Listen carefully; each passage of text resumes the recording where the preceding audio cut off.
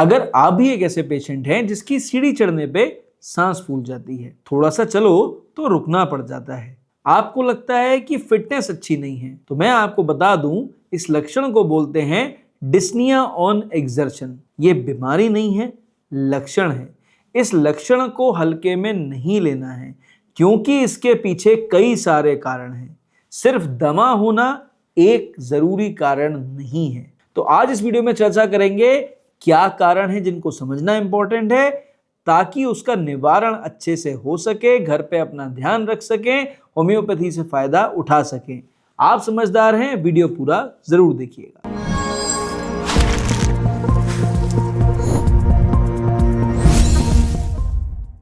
सबसे पहले बात करते हैं DOE।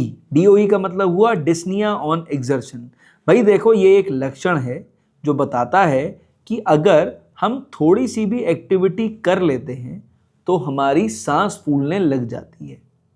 और अगर ऐसा होता है तो वो थोड़ा सा चलने पे हो सकता है, थोड़ी बहुत सीढ़ी आराम से चढ़ी फिर भी हो सकता है, थोड़ा सा किचन में काम कर लिया तो भी हो सकता है, ज़रा नहाने गए और ज़्यादा थोड़े बहुत 2-4 कपड़े धो लिए तो भी हो सकता है। यानी काम आपने बहुत बड़ा नहीं करा पर सांस फिर भी फूल गई। इसी को बोलते हैं डिस्निया ऑन एक्सर्शन। अब भैया इसकी फिजियोलॉजी समझो कि जब आपने जोर आजमाइश करी तो बॉडी में ऑक्सीजन की डिमांड बढ़ी, लंग्स ने तेजी से काम करा, हार्ट ने तेजी से काम करा, मसल को सप्लाई मिली, ठीक है। लेकिन क्योंकि ऑक्सीजन सप्लाई उतनी नहीं थी तो ये सारे जो ऑर्गन्स आपस में कनेक्टेड थे ये अपना काम अच्छे से नहीं कर पाए। तो ब्रेन में बज गया पैनिक बटन और ब्रेन ने बोला कि तेजी से सांस लेने की जरूरत है ताकि ऑक्सीजन तेजी से पहुंचे। इसे बोलते हैं DOE। ये हर किसी को होता है। आप कोई स्पोर्ट्स खेलेंगे, दौड़ेंगे तो होना लाजमी सी बात है। ज़्यादा तेज एक्सरसाइज करेंगे, कोई हाई इंटेंसिटी कार्डियो करेंगे, होना लाजमी सी बात है।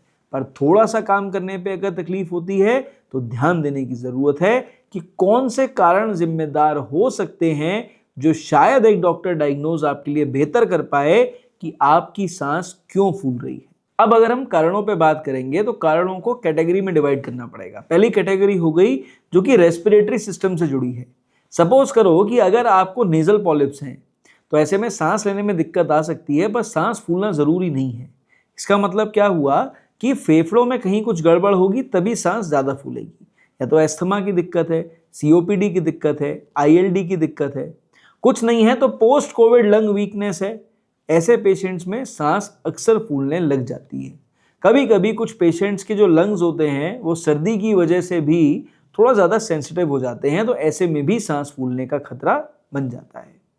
दूसरी कैटेगरी हो गई हार्ट से जुड़ी, कि अगर आपको हार्ट संबंधी परेशानी है, कोई कंजेनाइटल हार्ट डिजीज़ है या इस्चेमिक हार्ट डिजीज़ है, या आपका हार्ट फंक्शनिंग अच्छी नहीं है, हार्ट पंपिंग अच्छी नहीं है, या बाई चांस आपको एथेरोस्क्लेरोसिस या आर्टीरियोस्क्लेरोसिस हो रहा है, तो ऐसे में हार्ट की जो ब्लड सप्लाई की डिमांड है या शरीर की जो ब्लड सप्लाई की डिमांड है वो हार्ट फुलफिल नहीं कर पाएगा, और जब नहीं कर पाएगा तो सांस फूलने लग जाएगी।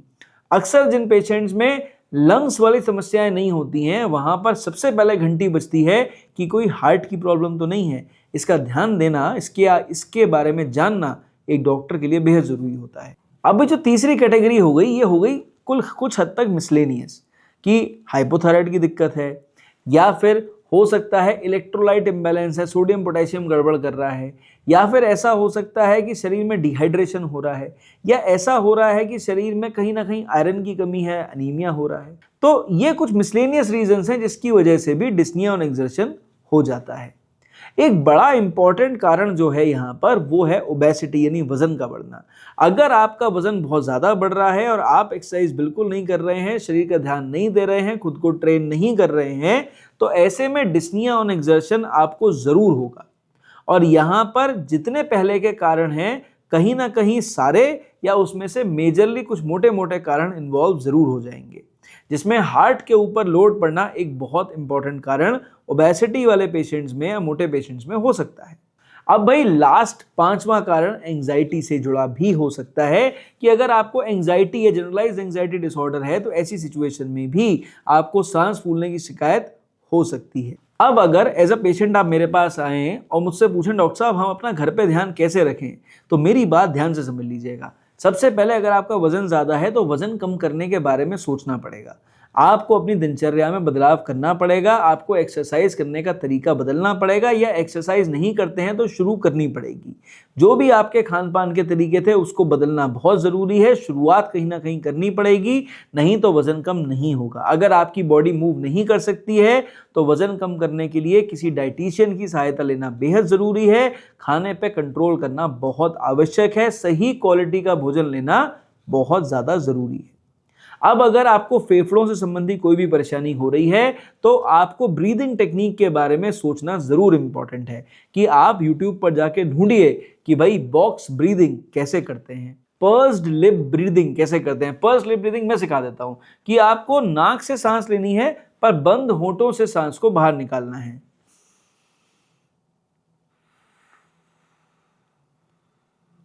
कितना आसान है। आप बॉक्स ब्रीदिंग सीखिए, पर्स्ड लिप ब्रीदिंग सीखिए, कुछ नहीं सीख सकते तो भैया अनुलोम विलोम प्राणायाम ही सीखिए।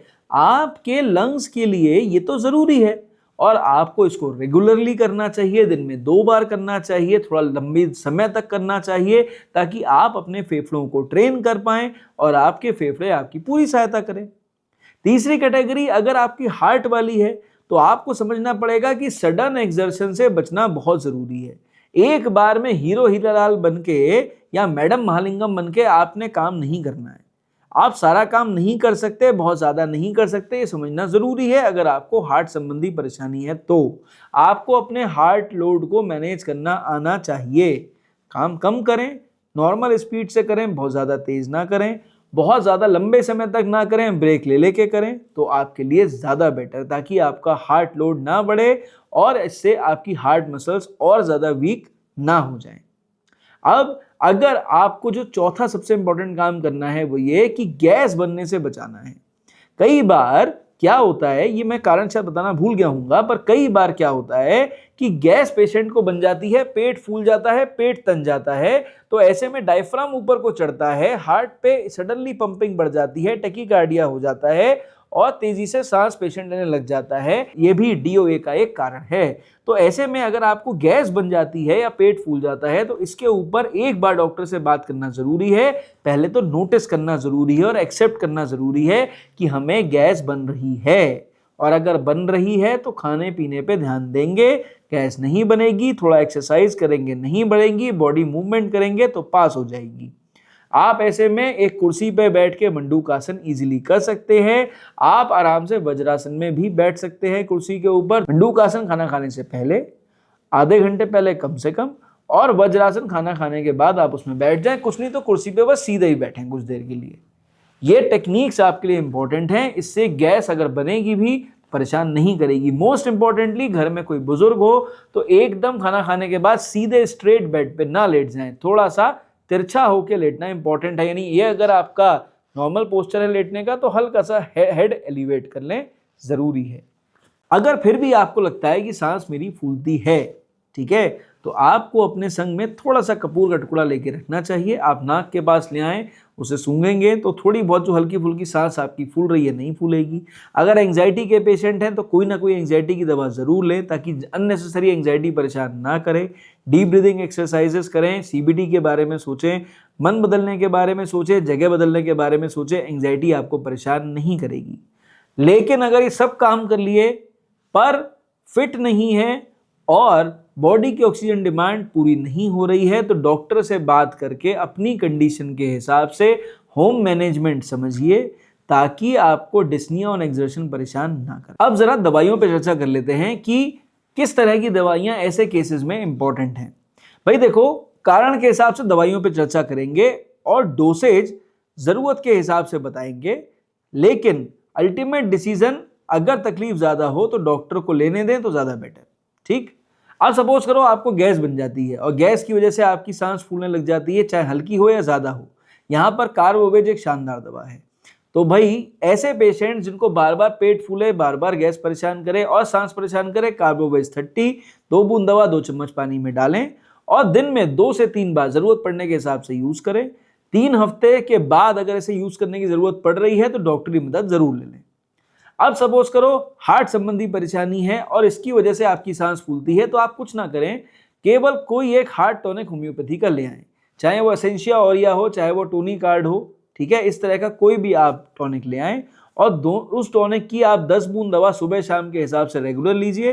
कोशिश करिए कम से कम 8 हफ्ते तक रेगुलर लीजिए। इससे आपकी हार्ट मसल्स में इंप्रूवमेंट आएगा, हार्ट टोनिसिटी इंप्रूव होगी, बढ़िया काम करती है ये दवाइयां और रिजल्ट जरूर देती हैं। ठीक, आंख बंद करके सेल्फ मेडिकेशन में आप यूज कर सकते हैं। अब सपोज करिए आपको अनीमिया हो रहा है, खून की कमी हो रही है जिसकी वजह से सांस फूल रही है, अच्छी डाइट लीजिए। फेरम फॉस 6x या फेरम मेट 3x आप ले सकते हैं। प्रॉपर वीडियो मैंने बना रखा है यूट्यूब पे, कुछ दिन पहले डला है, जरूर देख लीजिए। आप उन दवाइयों को लीजिए उस वीडियो के हिसाब से, तो खून की कमी भी पूरी होगी। अच्छी डाइट लेंगे तो शरीर में बदलाव आएंगे, सांस आपकी नहीं फूलेगी। ठीक, अब अगर सपोज करिए कि आपको एंजाइटी की वजह से सांस फूल जाती है तो आपको रेस्क्यू रेमेडी घर में अपने संग जरूर रखनी चाहिए। इमरजेंसी में कोई भी एंजाइटी डिसऑर्डर हो जिसकी वजह से आपको लगे कि मेरी सांस फूलने लग जाएगी या लगी है, तो आप 2 बूंद दवा 2 चम्मच पानी में डालें। जरूरत पड़ने पर 15-15 मिनट पे 3 से 5 बार तक यूज कर लें, आपकी सांस फूलनी बंद हो जाएगी, आप बिल्कुल सेटल हो जाएंगे। अब आ जाते हैं मेन कारण पे, जो कि है लंग्स से जुड़ा, रेस्पिरेटरी सिस्टम से जुड़ा। अब अगर लंग्स की समस्या होने पे आपको सांस फूलती है तो एस्पीडोस्पर्मा एक ऐसी दवा है जो आपके घर में जरूर रहनी चाहिए, चाहे उसे कम मात्रा में इस्तेमाल करें या ज्यादा, वो आप पे निर्भर है। सांस अगर आपकी ज्यादा फूलती हो तो आप इस दवा को 5 बूंद दवा मदर टिंचर की आधा कप पानी में डाल के या 2 चम्मच पानी में डाल के दिन में 3 से 5 बार तक यूज कर सकते हैं। कम फूलती हो तो आप केवल 10 बूंद दवा सुबह शाम के हिसाब से रेगुलर लें, कम से कम 8 हफ्ते लें। आपको अपने आप डीओई में अगर लंग संबंधी परेशानी है तो इंप्रूवमेंट देखने को मिल जाएगा। तो देखिए, मैंने मोटे मोटे कारणों के हिसाब से जो इंपॉर्टेंट दवाइयां थी आपको बता दी हैं, लेकिन देखिए भैया, ये लक्षण है तो कारण का निवारण करने के लिए कारण समझना जरूरी है। ये काम डॉक्टर को करने दें, उनके डिसीजन के हिसाब से दवाई लें तो ज्यादा बेटर रिजल्ट्स मिलेंगे। तो आई होप इस वीडियो को देखने के बाद आपके भी चक्षु नेत्र खुल गए होंगे, समझ में आ गया होगा डीओई क्या है और कैसे होम्योपैथी से मदद मिलेगी। बात समझ गए हो, चैनल पर पहली बार आए थे सब्सक्राइब कर जाएं, रेगुलर वीडियोस देखते हैं तो भैया थम्स अप दे जाएं।